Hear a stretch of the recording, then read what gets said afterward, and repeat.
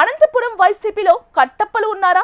నమ్మిన నేతకు పక్కనే ఉంటూ అధికార పార్టీ నేతలతో కలిసి కుట్రలు చేస్తున్నారా?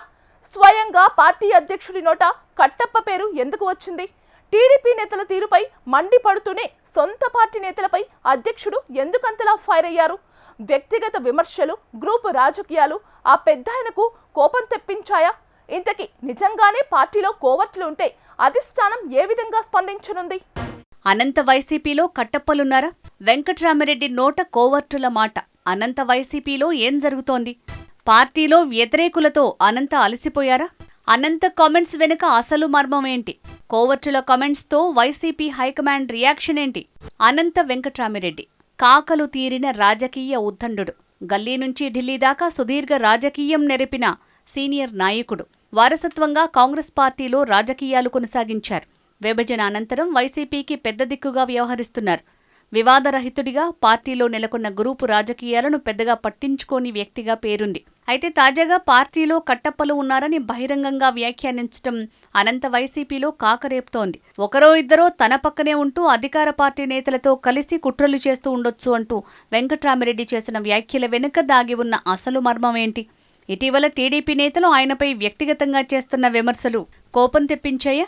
4 రోజుల కిందట అనంతపురం పార్టీ కార్యాలయంలో వైసీపీ జిల్లా అధ్యక్షుడు అనంత వెంకట్రామిరెడ్డి మీడియా సమావేశం నిర్వహించారు. కూటమి ప్రభుత్వ విధానాలు, అనంతపురం ఎమ్మెల్యే దగ్గుపాటి ప్రసాద్పై విమర్శలు చేస్తూనే మా పార్టీలోనూ కట్టప్పలున్నారని ఆందోళన వ్యక్తం చేశారు.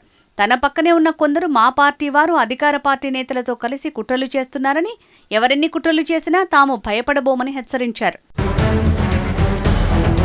విధానపరమైన అంశాలు, ప్రభుత్వంలో జరుగుతున్న అవినీతి అక్రమాలపై నిత్యం అనంత వెంకట్రామిరెడ్డి విమర్శలు గుప్పిస్తూ ఉంటారు. ప్రజా సమస్యలు, అనంతపురం రైతులకు రావాల్సిన రాయితీలు, ప్రయోజనాల గురించి ప్రభుత్వాన్ని డిమాండ్ చేస్తూ ఉంటారు. రాజకీయంగా ప్రభుత్వంపై విమర్శలు చేసినా అవి విధానపరంగానే ఉంటాయి తప్ప వ్యక్తిగతంగా ఎవరిపైనా నేరుగా ఆరోపణలు చేసిన దాఖలాలు లేవట. అనంత వెంకట్రామిరెడ్డి అధికారంలో ఉన్నా, విపక్షంలో ఉన్నా పార్టీలో జరుగుతున్న అంతర్గత వ్యవహారాల గురించి ఆయన ఏనాడూ బహిరంగంగా మాట్లాడిన సందర్భం లేదట. కూటమి ప్రభుత్వం అధికారంలోకి వచ్చిన అనంతరం నియోజకవర్గంలోని పలువురు వైసీపీ నేతలు, కింది స్థాయి నాయకులు టీడీపీ తీర్థం పుచ్చుకున్నారు.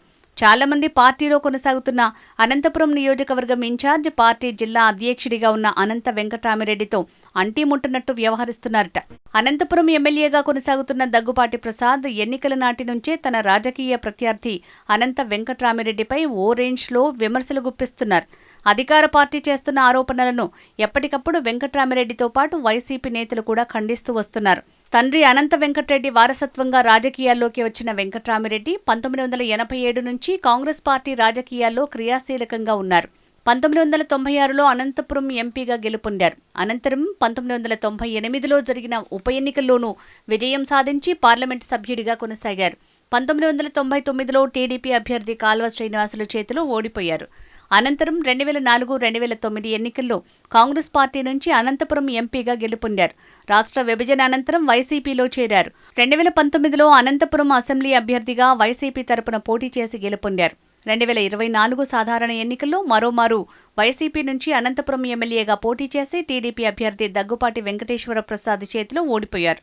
ఆ తర్వాత వైసీపీ అనంతపురం జిల్లా అధ్యక్షుడిగా కొనసాగుతున్నారు.